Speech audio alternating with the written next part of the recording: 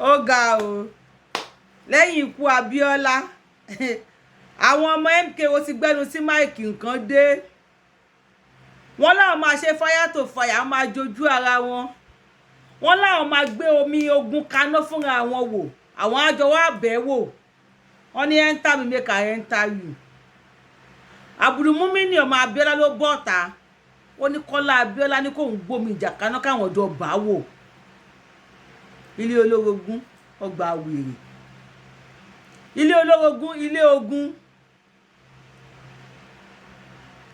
wọ́n kó ogun wọ́n fi jagun nítorí ogun àwọn ọmọ Abiola ti fẹ́ máa ẹ́ńtà ara wọn God bless Ṣeun Ọ̀kínbalóyè olóyìn interview Abdulmumini ọmọ Abiola ó tú pẹ́rẹ́pẹ́rẹ́ ọ̀rọ̀ lẹ́yìn ikú Abiola nǹkan kan lẹ́yìn ikú Abiola nǹkan yan mi rò bóyá ẹ ti gbọ́ wípé lára àwọn ọmọ Abiola MKO Abiola the richest man in Africa then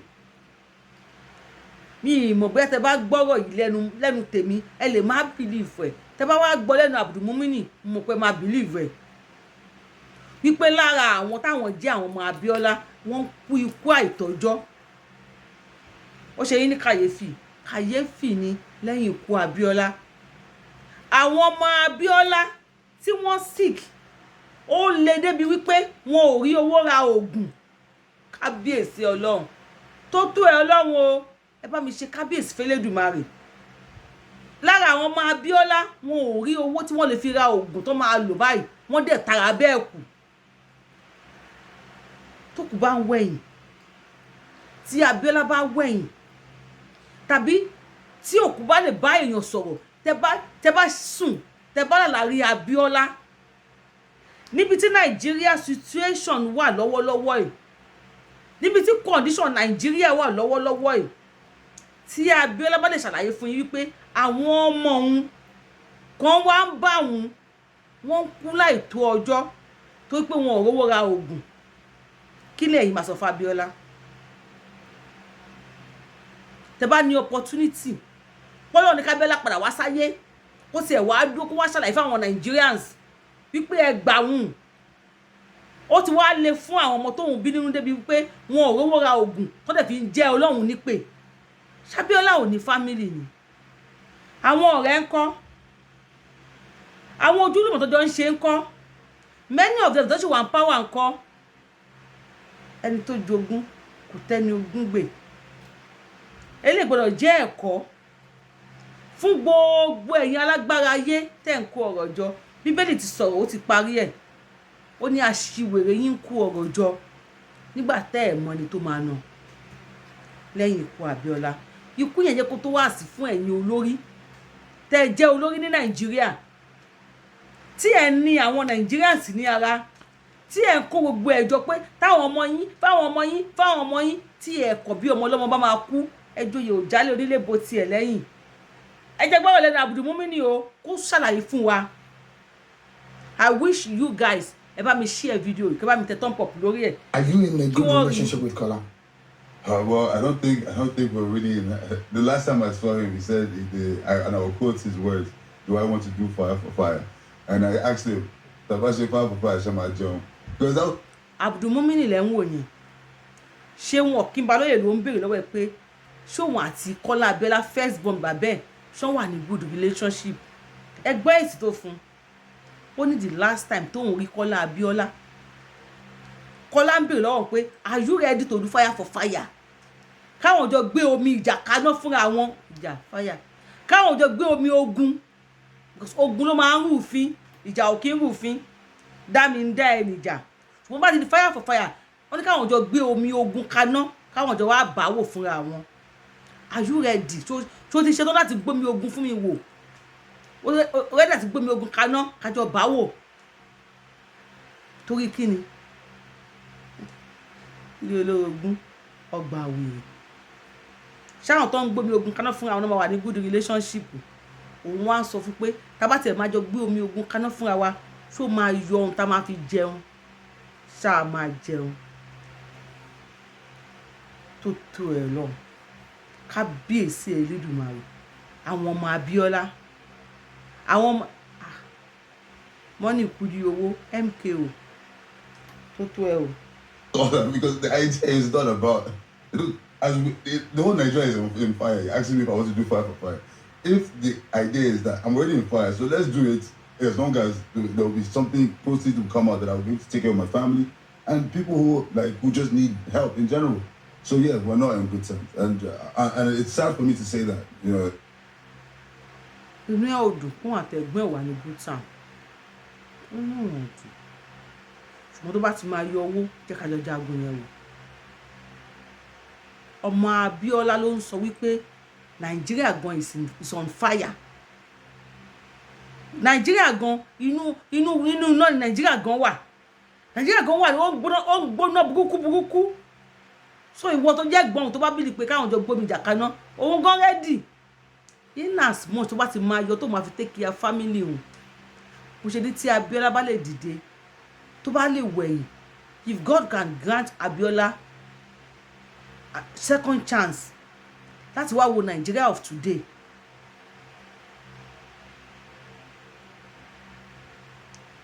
Tí ẹ̀yin bá ní opportunity láti bá Abíọ́lá sọ̀rọ̀ tó bá ń ròyìn tó bá rí báwọn ọmọ ẹ̀ ṣe ń ṣe, what will you tell Abíọ́lá? Wọ́n ròyìn ọba Abíọ́lá o, wọ́n ròyìn yín o, àwọn èèyàn ròyìn yín bàbá Abíọ́lá tó kù bá ń wẹ̀yìn tẹ́ bá lọ opportunity àti ní data tẹ́ bá wo show yìí, àwọn èèyàn ròyìn yín especially láàrin Yorùbá sí Fúlàní. Láyé Awólọ́wọ̀ wọ́n ròyìn tẹ́ fowó yín dá lára, láyé Adélabú wọ́n ròyìn tẹ́ fowó yín ṣe, most ọmọ Yorùbá lálálálá wọ́n ròyìn tẹ́ fowó yín ṣe láàrin àwọn àti Fúlàní. Àwọn Babangida ń kó ọmọ Yorùbá ló ń sọ́nà ní tí wọ́n ń jìyà yìí. Ẹ̀yin ọmọ Yorùbá tẹ́ bá lọ opportunity pé Ọlọ́run fi ẹ̀mí sí Abíọ́lá lára kókó padà wá sáyé, kí lẹ máa sọ fún Abíọ́lá? I don't want to have an issue with my older brother. He's my older brother. Yeah. I love him. You know, I hope he loves me. But I have no ill will. I'm just saying that this is our collective responsibility. And if you're not doing your part, then you should just step aside. It's very simple. I mean, do you blame him for the manner in which things have gone? Do you think that the legacy of the MKO Abiola would have been properly sustained better than it is right now? Yeah, I definitely do, because he was in a pivotal position, especially after the whole crisis. He could have been a voice. He could have been a strong voice of true democratic values. He could have. He chose not to. Apparently, at the time, my father was still in jail. He was having relations with Babangida's daughter for Christ. I don't want to. You know, it's just. Kábíyèsí Ọlọ́run. Ìgbà tí Abíọ́lá wà lẹ́wọ̀n, ó ní Kola Abiola ó ń gbé ọmọ Babangida Ibrahim Babangida tó annoy ìbò Abíọ́lá tí gbogbo ayé dìbò fún Abíọ́lá tó dẹ̀ gbégi lé. Ọ̀rẹ́ Abíọ́lá ni o. 1993 wọn ò dírú ìbò yẹn rí Nàìjíríà. Ẹ bá mi share video yìí, ẹ bá ti wọlé show yìí, ẹ bá mi tẹ thumb up, comment ti opinion tí ẹ bá mi kọ sí comment section. Wọn ò dírú ìbò 1993 yẹn, wọn ò dírí. Abíọ́lá ti wọlé. Wá Abíọ́lá. Kí Babangida kó tó àná ìdìbò yẹn, kó tó cancel ẹ̀. Wípé àwọn ò ní gbé fún Abíọ́lá. Abíọ́lá tó jẹ́ close friend ẹ̀. À ń sọ pé kò sí ajá ń tẹ́, kò sí eré tí ajá ń bẹ́kùn wọn ṣe. Àwọn Gàmbàrí kò sí bó ṣe bá wọn ṣọ̀rẹ́ tó. Awólọ́wọ̀ náà bá wọn ṣọ̀rẹ́. Wọ́n lo Yorùbá yí lẹ́pọ̀n sẹ́yìn ni. Ọ̀rẹ́ Abíọ́lá àti Babangida kò lẹ́gbẹ́. Wọ́n fẹ́ máa ní méjì ọ̀rẹ́ irú Abíọ́lá àti Babangida ní Nàìjíríà. Tọ́rẹ̀ wọn tight dé. Ṣùgbọ́n wọ́n àná ìdẹ̀. Wọ́n á sọ nísìsiyìí pé àwọn àgbààgbà náà ti náà ní kóhun cancel bò yẹn. Ìbò yìí ló gbé Abíọ́lá lọ sẹ́wọ̀n. Tó declare rẹ̀ as president gẹ́gẹ́ bí Dúpẹ́ Onítìrí ṣe sọ wípé kí olóyè Sunday Igboho wọlé sílẹ̀ kíní wọlé ọmọ mi kó wá declare rẹ̀ torí pé Abiola declare as president wọ́n ní kán lọ gbé wọ́n mú Abiola títí tí wọ́n mú pa ẹni tó wá ṣe wọlé fún Abiola Abdulmumuni sọ pé Kọ́lá wà níbi tó ti ń jẹ ìgbín onírun bí ilé àtó wà sí fún gbogbo ẹ̀yin ọba ẹ̀yin àgbàgbálẹ̀ Yorùbá tí ẹ lọ ń gbé àwọn ọmọ Fúlàní sílé ìgbín onírun ẹ fẹ́ àwọn ọkùnrin Yorùbá mo mọ̀ pé ẹ fẹ́ràn ìgbín onírun ìjọba mú ìgbín pupa nínú yín ó máa mú délẹ̀ ni ẹyọ kan yìí náà tó máa ti gbọ́mú lé yín lórí báyìí orí yín ò kí n straight bóyá ilé àtó ní wàásù fún gbogbo ẹ̀ tẹ́ kó ìgbín onírun Fúlàní tẹ́ kó sílé wọ́n ní ìgbín onírun náà fi ń Kọ́lá kalẹ̀ o tí ò fi lè jà he could have been a voice a great voice for his father nígbà tí bàbá ẹ̀ wà nínú ẹ̀wọ̀n he could have been a great voice for his father pé ẹ fi bàbá mi sílẹ̀ ṣùgbọ́n wọ́n ti fi nǹkan dè mọ́lẹ̀ ṣáà mọ́ pọ́ngbìnlá ayé pọ́ngbìnlá mọ́ lágbìn mọ́ jẹ̀gbìn mọ́ mọ̀gbìn mọ́ fobi tó rò gbìn wọ́n fi jẹ́ ká wọ́n kó gbìn lé lọ́wọ́ ni. I wish Abiola could come out alive kó wá rí tó fi sílẹ̀ kó rí bẹ́yìn ẹ̀ ṣe máa rí lójú ara ẹ̀ ó dùn mí pé kò ráyè àti jáde rí bẹ́yìn ẹ̀ ṣe máa rí ní ojú ara ẹ̀. You know, I actually even was a little bit pleased that my father didn't even get to come out and see what his first son had turned out to become. So you are unhappy with him? I am unhappy. I think Nigerian people are unhappy. You saw how many people voted for him when he said he wanted to be president. I wonder how he thought he could be president. You cannot manage Abiola empire. How do you want to manage Nigeria? How does that work? This is the problem in Nigeria. People are not showing capacity in their own little square spaces of work, and they then want to now get a higher position. You don't deserve a higher position. Ojú teke o, ojoga, ojú telepe, epe oja. Kola Abiola, one you cannot even manage Abiola empire. You want to manage Nigeria. I give up.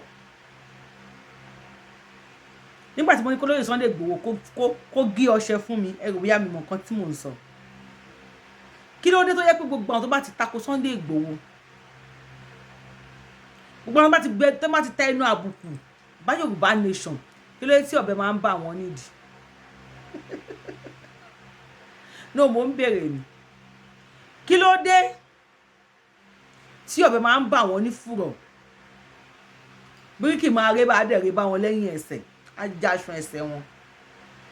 Mi ò tí ì rẹni tó fi ẹnu tàbùkù Yorùbá nation tí ò jábọ́ fọ́ bí pọ̀pọ̀. Kola Abiola, wọ́n even Abiola empire, you cannot manage it. Ìwọ ẹ̀nu sọ pé tó bá ti mú Sunday Igboho kó dìde fúnlẹ̀ Yorùbá. Tó bá ti mú Nnamdi Kanu tó dìde fáwọn Biafra pé kán yé pa àwọn èèyàn òun ká dá dúró kó ní kálukú lọ́nù ẹ̀. Tó bá ti mú wọn kán ṣe kinní yẹn fún wọn. Wèrè gan pọ̀ ní fámílì Abiola. Àbárẹ̀ kọ́ ni Dúpẹ́ náà Dúpẹ́ Onítìrì wèrè kan náà nìyẹn o. Ó wá oníkó dá $1 million. Ẹ ti ẹ̀ dúró náà gbogbo ọmọ tó bá ti bí ọmọ yẹn kan fún Abiola tó tiẹ̀ bá ti nà báyìí wọn lábíọ́lá máa fún ọ ní $1 million nígbà yẹn. Ṣé $1 million tán fún gbà ṣé kò lálùbáríkà ni? As at then, as at 80s, èló ni wọ́n ń ta pijó, èló ni wọ́n ń ta mọ́tò oríṣiríṣi. Wọ́n lè gba $1 million, $1 million then. Tí wàá wọ $1 billion kékeré ni díẹ̀ ló máa kú. Ṣọ́wọ́ yẹn ò lálùbáríkà ni? Àbí kí ló tàbí ọlá kú tí nǹkan ẹ̀ kú tẹ̀lé? Kí ló tàbí ọlá lọ tí nǹkan ẹ̀ polúkú mọ̀ṣú?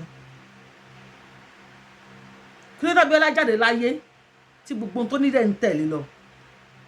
Even his legacy. A fẹ́ máa gbọ́ pé nìkan já Abiola mọ́. Àbẹ́yìn sì ń gbọ́ ni.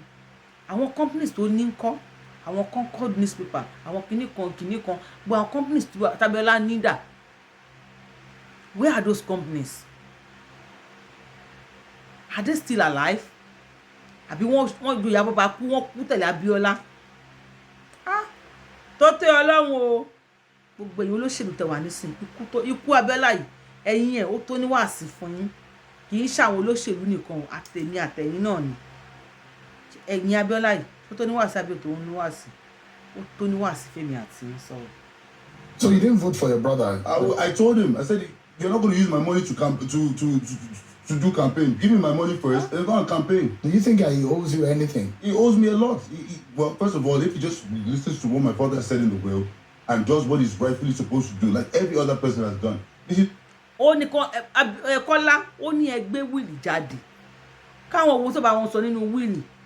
Ó ní ṣé wọn kí n bá lóye ń bèèrè lọ́wọ́ pé, do you think Kola is owing you anything? So believe pé Kola ṣì jẹ́ ní, ó ní Kola jẹ́ òun ní a lot. Ẹ gbé wíìlì jáde. Ẹ jẹ́ àwọn tí wọ́n kọ sínú wíìlì. Ẹni tó jogún ọ̀tá ni ogún gbé. Àbí yóò dẹ mọ́ ọbẹ̀ ọ̀pọ̀ sọ pé Simbi Abiola. Wọ́n ní Abiola ó ní ilé tálíkà ló ti wá. Àwọn kan tẹ̀ go to the extent tí wọ́n sọ wípé ilé àwọn Simbi ní Abiola ti kọ́kọ́ jẹ ẹyin. Ẹ dẹ̀ mọ̀ pé Kola Abiola ni first born Simbi àti Abiola. Kó má ṣe wípé Kola ń wò wípé kó má jẹ allegedly. Kó má pé Kola ń wò wípé ẹni tó nílẹ̀ ló nílé. Ìyá òun ló bíìdì ló nílẹ̀. Abiola kọ́lé lórí first wife. Tó bá yẹ pé lóòótọ́ ló jókòó pẹ̀rẹ̀ bọ̀ sórí ogún yẹn. Kó má ṣe wípé ó ní nǹkan kan tó ti gbọ́ lẹ́nu ìyá ẹ̀. Gbogbo àwọn tó wà yìí o, Sùfàyò ni wọ́n o. Èmi lórísun o, àbẹ́mi ni orísun ọ̀rọ̀ o, àbí whatever. Bó tá bá bí kọ́kọ́ òun náà máa ríro o. Tó bá bí Kola Abiola náà, òun náà máa rí nǹkan sọ. Òun náà máa rí wì. Ṣùgbọ́n bí a tó máa gbé wìlì bọ́tà, bí ọ̀rọ̀ lè change. Méjì ni. Ẹ̀yin tẹ́ ń wò mí.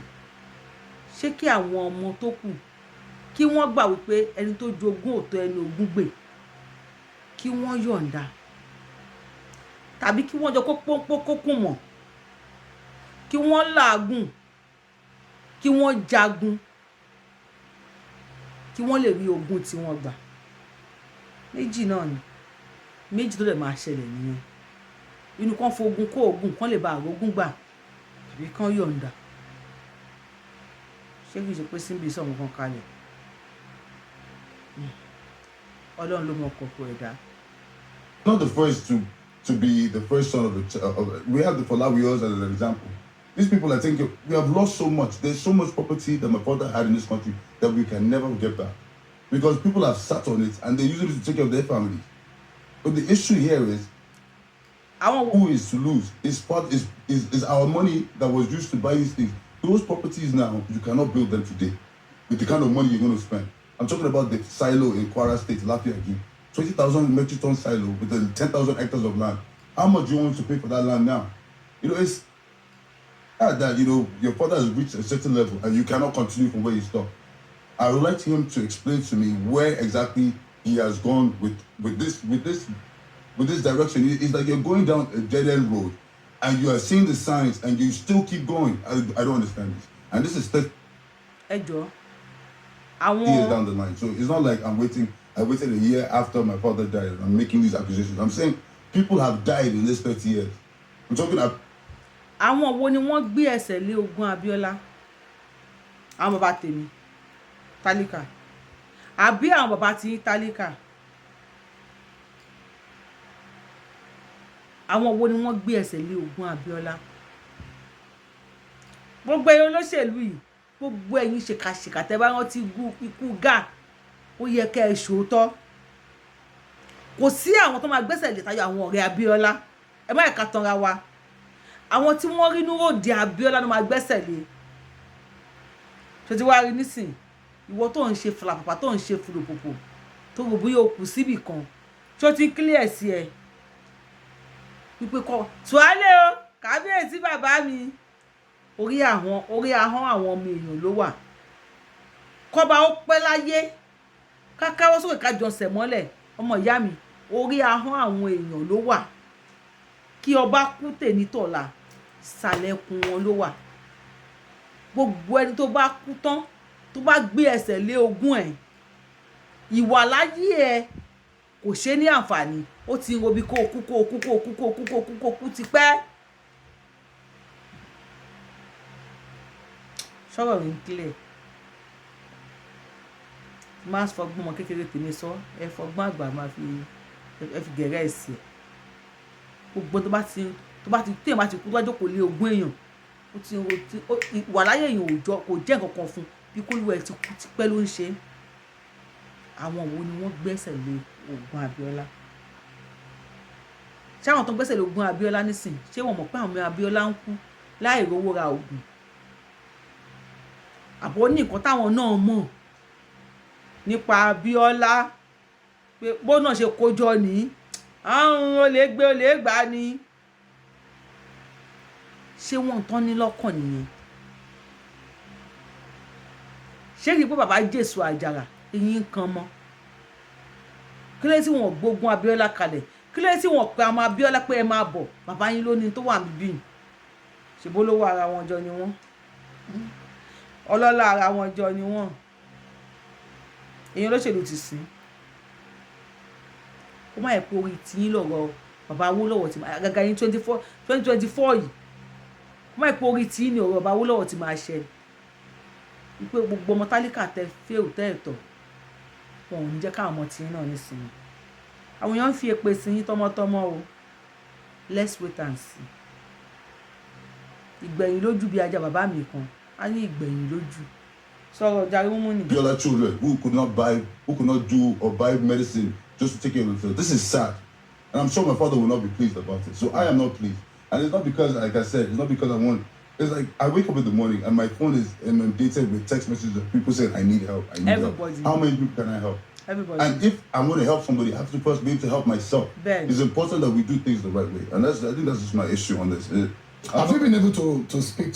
Chesibo, àwọn ọmọ Abíọ́lá ń kú láì rówó ra oògùn tó pé wọ́n sick kò ṣòkì ó ṣòkì ẹ má purọ́ ó ṣòkì ẹ má parọ́ sẹ́ ó ṣòkì ni he shock me too àwọn ọmọ Abíọ́lá the richest man in Africa then Lenisu how many years interval 30 years just 30 years ago it's just like yesterday when we were 14 bọ́lá lọ dìbò ńgbà yẹn o èmi náà dìbò Abíọ́lá bá wọlé ìrọ̀rùn ló máa jẹ́ gbogbo ọmọ Nàìjíríà ẹ dìbò fún Abíọ́lá gbogbo ọmọ Nàìjíríà ẹ dìbò fún Abíọ́lá tàbíọ́lá bá wọlé ìrọ̀rùn ló máa jẹ́ tàbíọ́lá bá wọlé ìrọ̀rùn èmi náà dìbò ńgbà yẹn a lọ dìbò fún Abíọ́lá 1993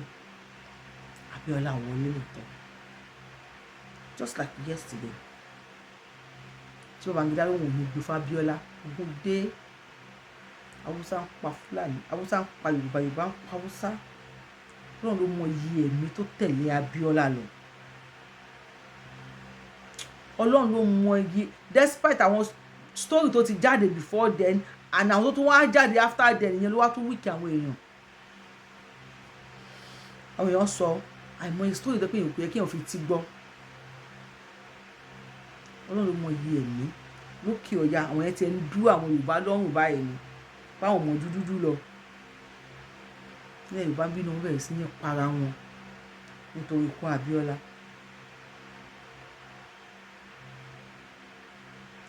ẹ̀yìn Abíọ́lá ló wá rí báyìí just like yesterday àwọn tí wọ́n ń wẹ̀ nínú ọlá tí wọ́n ń wọ̀ nínú ọrọ̀ àpadà sí olówó àwọn ni ò sí nǹkan kan fún lọ́wọ́ ẹ̀ tó tó ẹ̀ Ọlọ́run.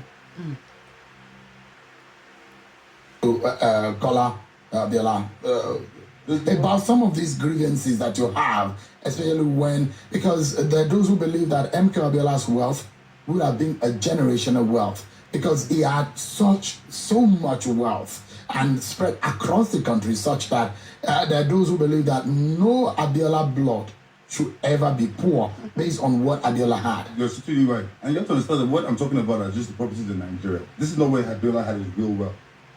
Abiola Really? had those companies in Nigeria just to help Nigerian people. They were losing money, they were bleeding money, but he did this because he understood that Nigerian people needed something to do. Give somebody nothing to do and they'll pick up a gun. You need something to do. So he understood that. What I'm just telling you right now is very simple. You see, Abiola's work was from outside this country. Abiola did not do anything outside. He was an intelligent accountant. When he was ITT, was the state director of ITT or something like this. There was monies that were being owed their company.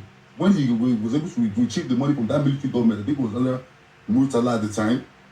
He went back to his masters in the West. I think it was England. When he got there, he said, "Oh, this is the check that your money you've been owing." And then they were now going to offer him like a commission. He said, "No, give me shares." So my father has shares. So I told Kola when I go back to Nigeria, I said, "The monies that are outside the country, I don't want to disturb you with that one. The war, that is for you. Eat it, do whatever you want. That's your business." Abiola ní shares.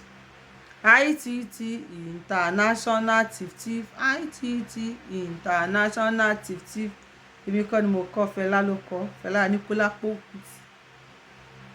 of his blessed memory tó kù bá ń ròkù ní sí wọ́n á ti ríra wọn o àti Barrister àti Fẹlá àti gbogbo wọn àti Abiola wọ́n á ti ríra wọn o sọ pé ITT International Tif ni ó dẹ̀ yẹ pé telecommunication la mọ̀ sí nígbà yẹn ó ní wọ́n fi ń kó owó jẹ ni ó ní àbùdù mọ́mí sọ ó ní chartered accountant ní bàbá àwọn kankan ló bá àwọn west ṣe ó ti yé àwọn west tó má dárúkọ àwọn west ó ti yé yín àwọn amúnisìn àwọn ìran amúnilẹ́rú tó ń mú Nàìjíríà lẹ́rú chartered accountant ni ó kàwé bóyá yẹn kálòlò náà lọ́mọ ìṣe ń kálòlò yìí pé mi náà ń kálòlò Abiola tèmi náà ń kálòlò ọmọ ìkẹyìn tèmi rí báyìí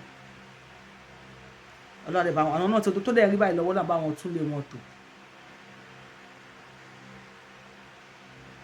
olówó tó wà nílùú òyìnbó òun ní kíkọ́lá mú dání òun yọ̀ǹda shares for life ní tí company bá ṣe ràn Kọ́lá Abiola máa gbówó yẹn lọ títí láéláé ni ó lóun ní kó mú dání tó bá yẹ pé lóòótọ́ o èmi ò dájọ́ o ó dà wọ́n tó wà ní Nàìjíríà. The ones that are in Nigeria will die there. Will die there. Have you? Ṣéun kan sọ pé Ṣéun gan ó ṣọ́ọ̀kì ẹ̀ ó ní yìí tó wà Nàìjíríà will die there. Àwọn àjọ kú sí díẹ̀ ni. Nǹkan wà lẹ̀ omi ń bẹ lámù. Àwọn Abiola wọ́n rí ṣe nǹkan ń bẹ ńlẹ̀ wọ́n ròyìn tí wọ́n pa. Tẹ́ bá ra Abiola sójú one on one bá mọ Yorùbá pẹ̀lú situation ilẹ̀ Yorùbá bá tẹ́ bá tọ́nà bá fún Abiola ní second chance pé kó wá sọ́dọ̀ yìí kó kàn bá yín sọ̀rọ̀ gba àwọn ọmọ ohun tó ń ṣe báyìí kí ló tẹ̀ bá wọn parí ìjà abẹ́ẹ̀kan rí Abiola lójú àlá ẹ̀yẹ ọmọ Yorùbá tẹ́ bá lè bá Abiola sọ̀rọ̀ one on one lójú àlá kí lẹ máa sọ fún ẹ wá ń kọ sí comment section sọ̀rọ̀. Been able to take that up, some of the properties and some of the businesses. Like I said, we took over Concord. That has been at the time we took it over. He went ballistic, took me to the KBC Akiolu's palace to tell me why I should leave the place. I want to give you a funny story. The day I went to that Concord, this would have been maybe 18 years had passed. I'd been in Nigeria. I'd been working in Osun State at that time with Ogbeni Babangida. Thank God for that, for him. Because if not for him, I wouldn't probably have had the courage to do what I did. It was the second term. I was on my way to Osogbo, and I just kept on thinking because I had 2 kids, young kids at the time, and I had to go to Osogbo. I stayed 3 months, then I'll be relieved. Somebody else will come back home. That was not a way to have a young family. But anyway, I was doing it. And on the way there, I was just thinking that if anything happened to me on this road, what would I say? Well, we had properties in the Keja, right by the airport. We had properties in Oshodi. We have properties, and these properties are not just properties. These are billions of naira, today's money. Okay, so I am maybe. Are they still there now? Concord is still there. These properties were put under Abiola's name. You can't sell something that is not your name. So the idea for Adadi, and I think that was his idea, was that if we all don't come together and decide to sell something, nothing can be done. But what Kola, I think, was doing things in our absence. And now that we're all old enough, and when we enter the property, those that he had maybe done these shady deals with will now be attacking it. Will be when going to meet him, he's now attacking me. Ṣé Kọ́lá ṣe shady business ni? Ọ̀rọ̀ burúkú leléyìí o. Ó ṣe shady business. Ọlọ́run bá yín yanjú ẹ̀. Ṣé gbọ́? Gbogbo bí tí Abiola ní properties sí. Gbogbo ẹ̀ ti ń di títà. Concord paper àrímọ́. Olóde ṣì wà. Ó ní company yẹn ṣì wà. Ṣé ẹ̀yin rí newspaper Concord níta? Kí ni wọ́n ṣe nínú Concord nísìn? Ṣé wọ́n ti ń ṣe business mi bẹ́ẹ̀ ni? Because wọ́n sọ pé ó ṣì yẹn exist. Ẹ wá àwọn properties tó ní wọ́n ní Òṣòdì, tí wọ́n ní ní Kwara, tí wọ́n ní kíní kan ẹgbẹ́ airport. Ẹ̀dẹ̀ mọ ilẹ̀ ẹgbẹ́ yẹn, ẹmọ tó máa jẹ́ nísìn. Wọ́n ní you cannot be selling our father's property. Collateral kí ló yẹ kó jẹ́ àgbájọ wọlé yẹ kó fi sọ̀yà. Ṣùgbọ́n wọ́n ní Kọ́lá nìkan dáyà dé. Ọlọ́run là wá o, àwúṣù gangan lélẹ̀ tó ń gbà àwúṣù. Àsìkò àwúṣù gangan la wà yìí. Kọ́lọ́run là wá ń bẹ̀ o. Tó náà ti ń lérí ogun fún àwọn yìí pé a máa ṣe fire to fire. Ẹ mọ́ para yín dé tèmi nu. Bá ipọ́rọ̀ kóòtù bẹ̀rẹ̀ sí ní gbéra yín lọ kóòtù. Bójọ́rọ̀ station bẹ̀rẹ̀ sí ní gbéra yín. Ẹ dákun ẹ mọ́ para yín. Ẹ mọ́ para yín o, tí ó lè ń bẹ̀ tó ní ológun dé fire to fire yìí. Ọlọ́mọjà Ádámù. Ẹ mọ́ para tó bá bẹ̀rẹ̀ ń ṣe ọmọ Yorùbá ni we are not ready to lose any one of you. Because your enemy can become your friend tomorrow. Kọ́lá lè máa sọ pálapàla ńlẹ̀ Yorùbá ní èní kó dọ̀dà kó dọ̀ ọmọ Yorùbá gidi kó rí ẹ̀rí sẹ́ẹ̀tì. Because pẹ̀lú tó ní wọ́n bá ti mú olóyè wọ́n bá ti mú Nnamdi Kanu kí wọ́n ṣe wọ́n bá kan. Wèrè pọ̀ ní family Abiola. Wèrè pọ̀ ìbára náà ní dúpọ̀ ní tìrì tóun náà bọ́ta. Wọ́n ti gba $1 million nígbà tó bímọ fún Abiola. Wọ́n ti fẹ́ gba $1 million lọ́wọ́ ọmọ Yorùbá ń sìn. Ọlọ́run lè padà tó kó gbogbo wọn sẹ́tù kan padà wọlé. Yé alẹ́lẹ̀ mi lóko. Ẹ má ṣàmì ní gbàrún o. Ẹ má ṣàbẹ́ ẹ̀fẹ́ wọn ni. Ẹ fẹ́ wọn. Ẹ jẹ́ kán padà wálé. Kán wá kí ọmọ Yorùbá. Àwọn ọmọ Abiola náà ń gbómi jàkaná fúnra wọn yìí. Kí ló kó gun Abiola lọ? Kí ló tá Abiola kú tógún? Kí ló tó kú tí nǹkan ẹ̀ tán? Kí ló tó kú sí ẹ̀gbàgbá kò ń ṣẹlẹ̀ nínú fámìlì ẹ̀? Ọlọ́run là wá láṣetá ní o. I wasn't there when you made those agreements, and I'm not in any way. But you had Jamiu is your brother. Yeah. Afsat is your sister. Yeah. They are older. And they're perhaps closer in age to Kola. All of these grievances, have they taken it up with him? Well, you know, I realized something once I grow older. You know, I told you I was real young when this happened. Apparently, maybe there was some kind of politics happening within the family that I wasn't aware of, or maybe I was too young to understand what was happening.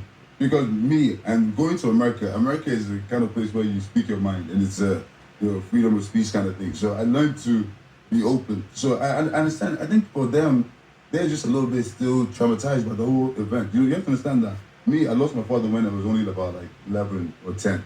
They saw my dad throughout, so they had a more intense relationship with him. It was a little bit harder for them to like come to terms with his loss. You know, me, young, you know how we say kids are Brazilian, they can just, you know, they move on really quick. So I guess I was lucky in that sense. But I know that they're also not pleased with the situation. And they're also working with me towards getting us back on track. Ọmọdé lòun àti bàbá ẹ̀ kú ọlọ́mọ ìka kúgbà tó wọn máa fàkàrà wa gbá bọ́ọ̀lù ó níbi 10 sí 11 lòun àgbà tó bàbá òun kú at least 30 years to 10 11 years at least ó ti wọ 40 years òun náà ti dàgbà. Why?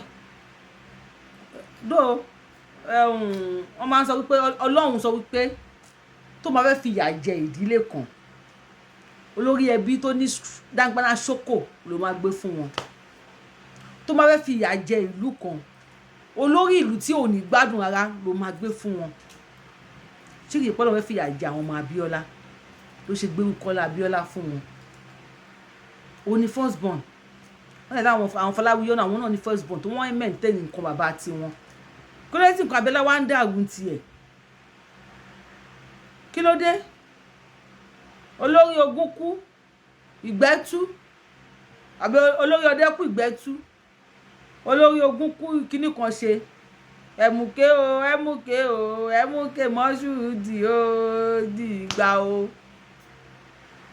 ṣókù lè forí lé bẹ́ẹ̀lì báyìí ṣókù lè forí lé pílò báyìí. ó ti sọ láwọn tó kù náà àwọn jọ parapọ̀ láti yanjú tó wà nílẹ̀. èmi ní pé ṣé kìí ṣe pé létà fi tọ́mọ ìrì ló máa wò.